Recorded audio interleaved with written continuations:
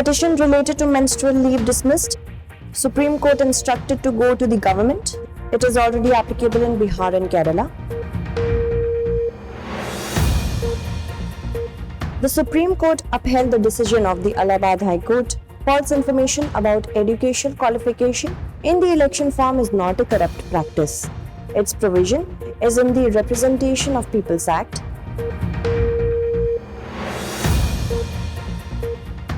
Alma radio telescope to be upgraded and expected to cost around $37 million. It's located in the Atacama Desert. Discovery of a new layer in the Earth's interior. It has been named Innermost Inner Core.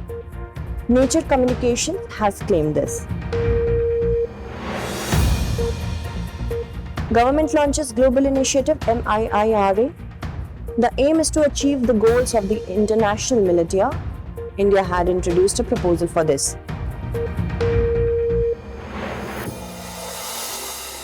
Recently, the Supreme Court refused to entertain a petition seeking leave during menstruation. In this matter, the court has asked the petitioner to approach the Union Ministry of Women and Child Development. The court says that the issues has various dimensions. We should leave it to the policymakers. Let a policy be made in this matter first. If needed, then the court will consider it. In fact, in this petition, there was a demand to give leave to women during menstruation at educational institutions and workplaces. For this, the petitioner had sought directions from the Supreme Court to frame rules. Countries such as the UK, China, Wales, Japan, Taiwan, Indonesia, South Korea, Spain, and Zambia already provide some form of menstrual leave. In India, there is a provision of leave during menstruation in the states of Bihar and Kerala, and it was implemented in Bihar in the year 1992 by the then government. Menstruation is a biological process occurring in women. This is normal vaginal bleeding, which occurs as a part of women's monthly cycle. This is the process of shedding the lining of the uterus on a regular monthly basis. In fact, every month in a woman's body, the uterus prepares itself to receive a fertilized egg. Therefore, the inner lining of the uterus becomes thick and the blood is supplied to nourish the fetus. In such a situation, if these eggs are not fertilized, then the levels of hormones called estrogen and progesterone start falling. Falling levels of these hormones signal a woman's body to start menstruation. After this, the lining of the uterus breaks down and it comes out in the form of blood through the vagina. It lasts for about 2 to 8 days. During this, women experience severe pain, and this is commonly known as periods, and the leave received during this period is also called period leave. Significantly, the Maternity Benefit Act of 1961 applies to protect the employment of working women in India. According to the Act, a woman has the right to take full paid leave from work to take care of a child. The Act applies to all establishments employing 10 or more persons. Its main objective is to provide social justice to women employees. Recently, the Supreme Court has given an important decision regarding discrepancy in educational qualification in the election affidavit.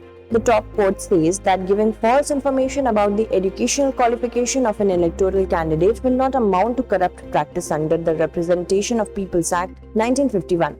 In fact, in the year 2017, a petition was filed in the Allahabad High Court by former MLA Anugrah Narayan Singh. It said that BJP MLA Harshvardhan Vajpayee, while filing his nomination for the 2017 elections, had shown B.Tech from Shepherd University, England, in his educational qualification, while Shepherd University offers BE, Chemical Engineering, and not B.Tech. Also, his name wasn't found in the alumni list of the university. Therefore, he has committed corrupt practice under Section 123, Clause 2 of the Representation of People's Act by suppressing information about his liabilities and educational qualifications in the affidavit of nomination and interfering with the free exercise of electoral rights of the voters. Apart from this, providing false information about his character and conduct by Vajpayee, knowingly to influence the result of his election, is a corrupt practice under Section 123, Clause 4. However, this petition was dismissed by the Allahabad High Court. After this, it was filed in the Supreme Court, but the Supreme Court declared the petition invalid, holding that providing false information about the qualification of a candidate is not a corrupt practice under Section 123 Clause 2 and 123 Clause 4 of the RPA 1951. Because in Indian democracy, representatives are not selected on the basis of educational background, we should inform you that the Representation of People's Act 1951 was passed by the Parliament under Article 327 of the Constitution. Article 327 of the Constitution says that the Parliament may, from time to time, by law make provisions with respect to all matters relating to or in connection with elections to either House of the Parliament or to the House or either House of the Legislature of a state. It includes the preparation of electoral rolls, the delimitation of constituencies, and all other matters necessary for securing the due constitution of such house or houses. According to the news, the central government is preparing to bring India's first national policy for migration and rehabilitation of people affected by river and coastal erosion. Recently, disaster management officials and researchers shared information related to the draft with NDMA, that is National Disaster Management Authority. As per the information, the District Disaster Management Authority will be the nodal agency to implement the measures through other district agencies and panchayat level committee. Apart from this, DDMA will prepare mitigation and rehabilitation plans which it will hand over to the state disaster management authorities. NDMA will send it to the Ministry of Home Affairs after evaluating the proposed measures. After this, the high-level committee of the ministry will approve the distribution of funds. National level identification of disaster-related problems and implementation of the plan is likely to cost Rs 2,500 crore. This will not only involve the construction of structures like sea walls and embankments, but also non-structural solutions like providing rehabilitation and livelihood opportunities to the victims. For this, NDMA will coordinate fund allocation and expenditure under the National Disaster Relief Fund and National Disaster Mitigation Fund at the national level for mitigation and rehabilitation. Significantly, the Union Home Ministry had directed the NDMA to prepare a draft policy in this regard. The ministry had given this order on the basis of the report of the 15th Finance Commission. The report emphasized for the first time the resettlement of people displaced by river and bank erosion due to the growing threat of climate change. The Finance Commission argued that most policies in India focused on displacement following disasters such as floods and cyclones. In such a situation, there is a need of the present to have a separate policy for rehabilitation. Recently, the Supreme Court has made it clear that the members of the Legislature are bound to obey the whip. The court said that no section of MLAs of any political party which was part of the ruling coalition has the right to break away from the coalition. If they do so, they can be disqualified. So long as they are in the legislature, they are bound to vote with their party. The Supreme Court said these things during the hearing of a petition filed regarding political crises in Maharashtra. We should tell you that whip is a mean of maintaining party discipline in the parliament and legislature. It is neither mentioned in the constitution nor in the rules of the house nor in the parliamentary statute. As such, it is based on parliamentary conventions. Each political party has its own whip in the house. Its responsibility is to keep the leaders of the party present in the house. Also, its work is to unite the members against or in favor of the concerned issue. It issues instructions for this. These instructions are generally called whip. Generally, a whip is issued when there is a need for voting in the house on some important issue. It is binding on the members to follow the whip, otherwise, disciplinary action can be taken against them. In this way, the whip monitors the behavior of the members of his party in the House. Significantly, the defection law provides for disqualification of MPs and MLAs on the basis of defection. It states that if a member votes contrary to the instructions of his political party in the House or abstains from voting, action can be taken against that member under the anti-defection law.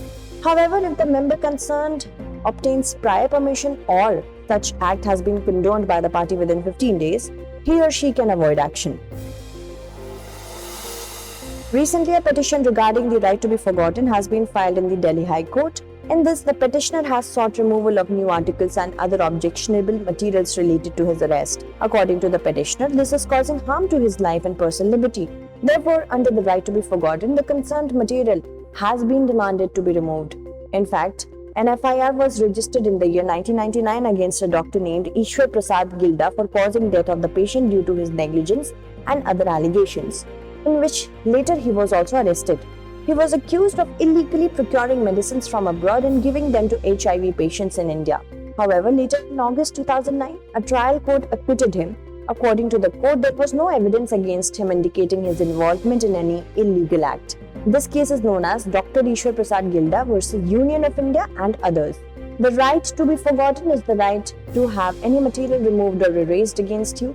Under this, a person has the right to get information deleted from internet records in the form of news, videos or photographs. This right is usually exercised when the personal information is no longer necessary or relevant, or because of this information, the life and personal liberty of the person concerned is being harmed. There is no law in India that specifically provides for the right to be forgotten. However, the Personal Data Protection Bill 2019 recognizes this right. Apart from this, under the Information Technology Rules 2021, there is a provision for removal of material from the internet that exposes personal information about a person. Significantly, the courts in many cases have considered the right to be forgotten as a right to privacy under Article 21. Recently, there has been news of upgrading Alma, that is Atacama Large Millimeter, Sub-millimeter Array Radio Telescope. This includes both software and hardware upgrades. Scientists believe that this will help in collecting space information and sharper pictures.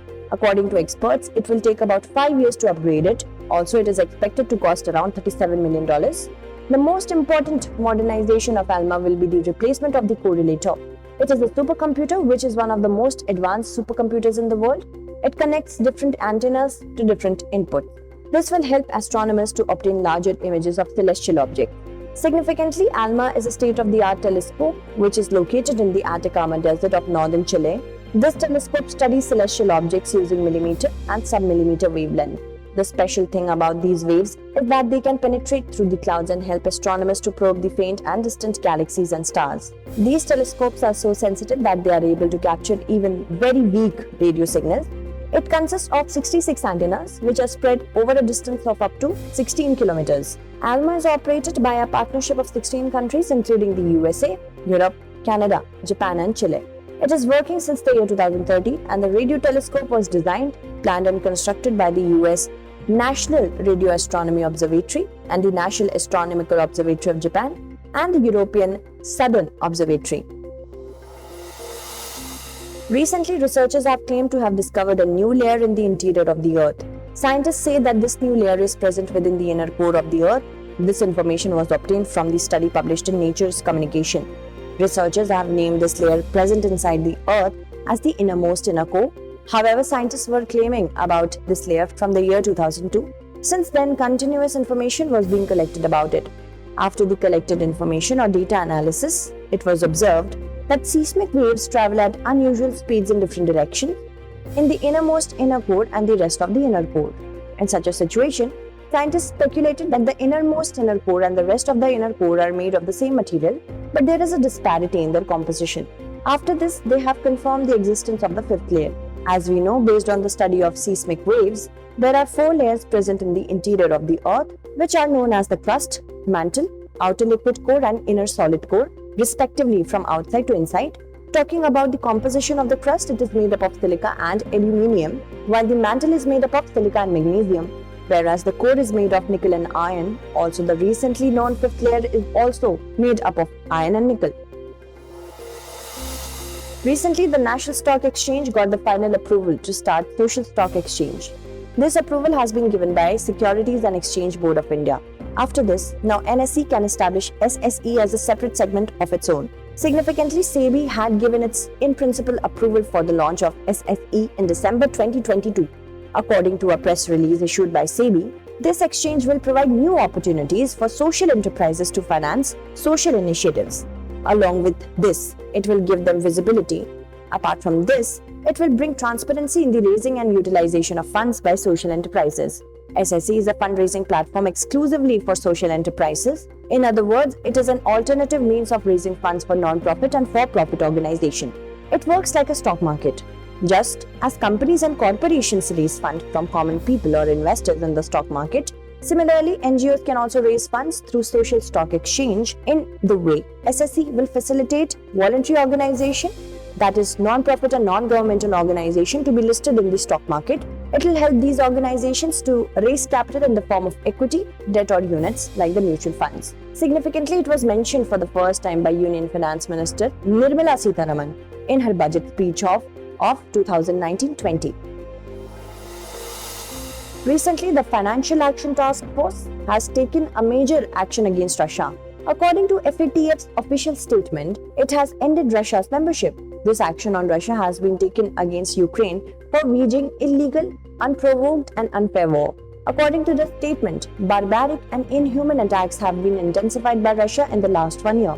With these attacks, it has targeted the important public infrastructure. This is contrary to the basic principle of FATF. It also expresses concerns over armed trade and malicious cyber activities from Russia. However, it also states that Russian Federation will remain a member of the global network as an active member of the Eurasian Group on combating money laundering and retain its right as an EAG member. Let's tell you that FATF is an organization to monitor global money laundering and terrorist financing. Thus, it is an intergovernmental body which determines international standards. It was established in the year 1989. Its headquarters is in Paris. Its members include a total of 39 countries that includes Argentina, Australia, Canada, China, America and India. It aims to prevent illegal activities and damage to the society. It works to create necessary political will to bring national legislative and regulatory reforms in the areas of money laundering and terrorist financing. According to it, more than 200 countries and courts are committed to implement its standards. Recently, the Great Backyard Bird Count was organized for the year 2023 at the global level. 190 countries including India participated in this bird count. In this, 35 states and union territories of India were included. Counting of birds in India is organized by the Bird Count India. Bird Count India undertakes the task of listing and monitoring birds in India. Also tries to bring organizations and groups on a single platform, bringing awareness about bird distribution and their population. According to the latest data of Bird Count India, West Bengal has recorded the highest number of species. It is followed by Uttarakhand, Arunachal Pradesh, Assam and Karnataka. Kerala topped the checklist category by uploading around 9,000 lists of birds, while Maharashtra stood second and Tamil Nadu stood third in the category of checklist uploading. The BCI says that birds in India live in diverse habitats from urban to rural areas. Along with this, their number is also increasing day by day. As a result, massive participation of people has helped India upload the second largest checklist and third largest species information after USA. The Great Backyard Bird Count is a community science project involving ornithology. It was started in the year 1998.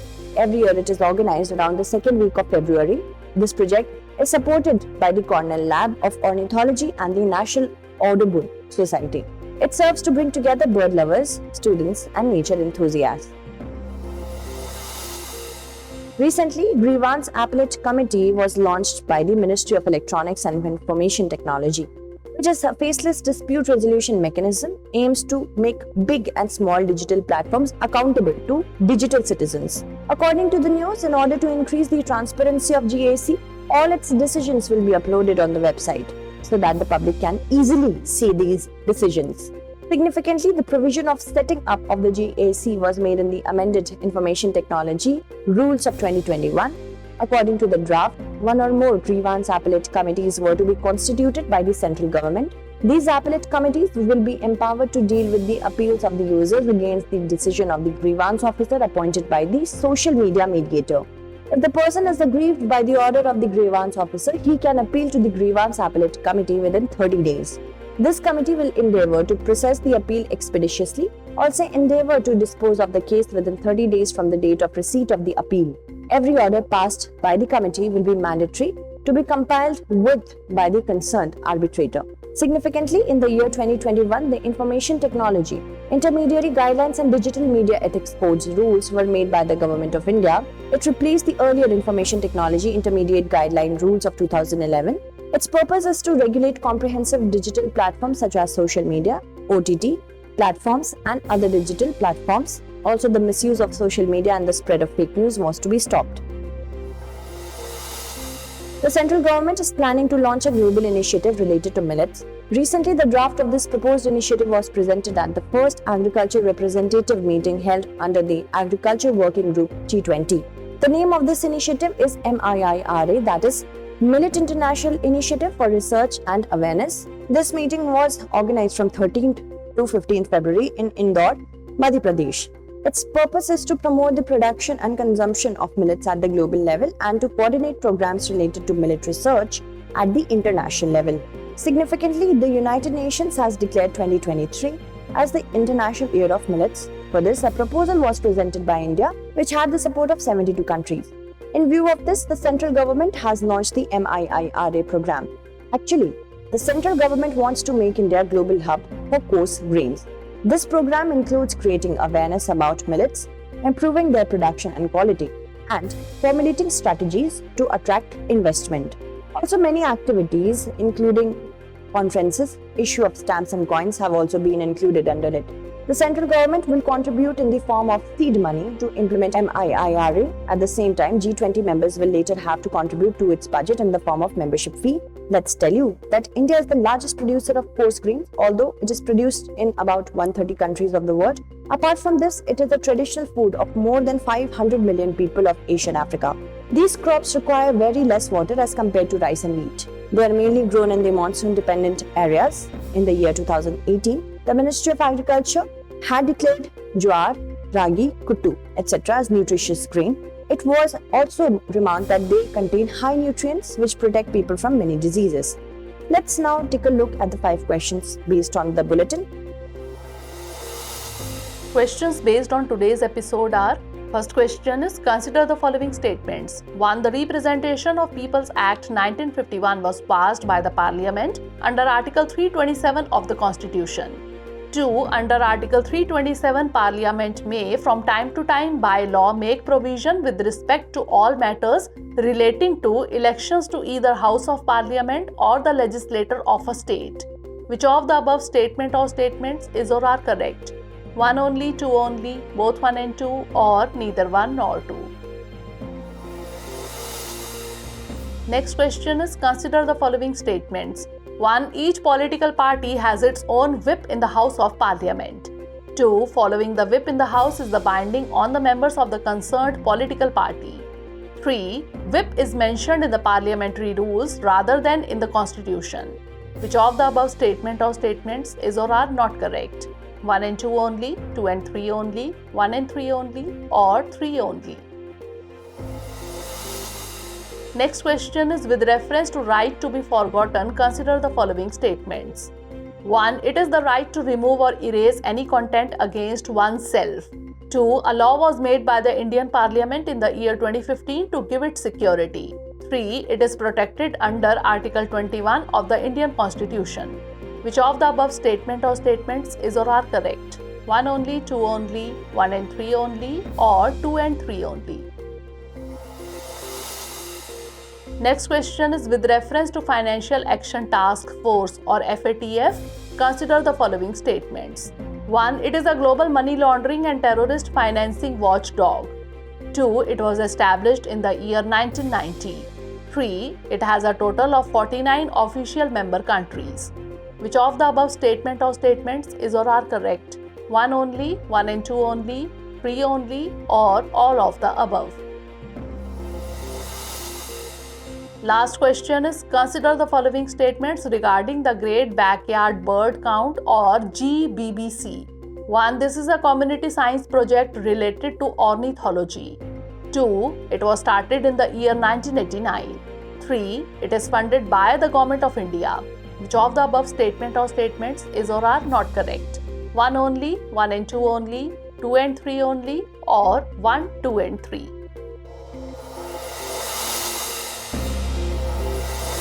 Recently, Hekani Jakhlu has become the first woman legislator to be elected to the Nagaland Legislative Assembly. She has been elected from Dimapur 3rd Legislative Assembly of Nagaland. Till now, 13 state assembly elections have been held in the state of Nagaland, but till now, no woman was elected as MLA. In this regard, this time's election was historic for the Nagaland Legislative Assembly. Hekanu Jakhlu is the leader of NDPP, that is Nationalist Democratic Progressive Party.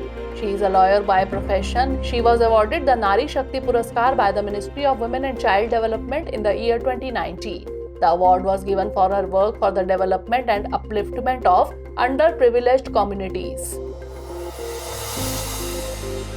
The visa application process for British youth has been started under the Young Professionals Scheme recently. This initiative has been taken by the Indian High Commission in UK. Let us tell you that there was an agreement between India and Britain for this scheme in November last year. Under this, Indian and British youth aged 18 to 30 can apply to study, live and work in each other's country for 2 years.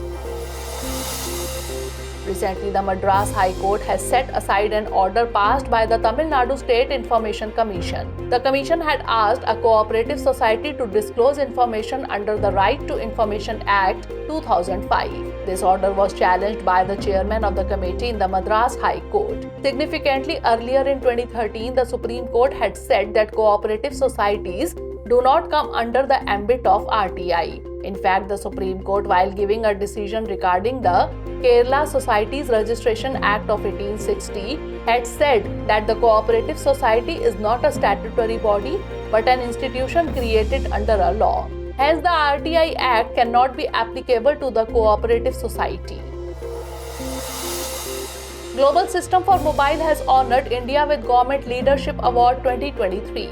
India has been given this honor for doing excellent work on telecom reforms and enabling policies. Let us tell you that GSMA, that is Global Mobile Communication System Association, is an association representing more than 750 mobile operators and 400 companies in the telecom ecosystem. This award is given to one country every year. Lately, Hindi writer Vinod Kumar Shukla has been honored with the PEN America Lifetime Achievement Award. The PEN America Award is considered one of the most prestigious literary awards worldwide. It is awarded annually to a living author whose work is of enduring originality and outstanding craftsmanship. Significantly, Vinod Kumar Shukla's famous works include acclaimed novels like Dashon Se Naukri Ki Kameez, written in 1979, and poetry collections like Sab Kuch Hona Bacha Rahega. He was born on 1st January 1937 in Rajnandgaon, Madhya Pradesh, present-day Chhattisgarh. His first published work was a poetry collection, Lagbhag Jai Hind, in 1971. Recently, India has hosted the first meeting of Governing Board of BEC, that is BIMSTEC Energy Center. The meeting was organized at the Shanghila Hotel in Bengaluru. In this, all the BIMSTEC countries, that is Bangladesh, Bhutan, India, Myanmar, Nepal, Sri Lanka and Thailand, have actively participated. India's Neighbourhood First and Act East policies were underlined in the meeting. Keeping in view the current energy scenario in the BIMSTEC region, the meeting recommended to add additional following areas under the specialized wings of BEC. These include areas such as cybersecurity, green hydrogen and energy transition. Recently, Vo Van Thong has been elected as the new president of Vietnam. A special meeting of the country's top legislature has reportedly elected Thuong as the new president with an approval rate of 98.38. In this way, out of 488 members present in the National Assembly, the support of 487 members have been received. Born in December 1970, Thuong is the youngest member of the Politburo of the Communist Party of Vietnam. Significantly, the post of president is one of the top 4 political posts in Vietnam.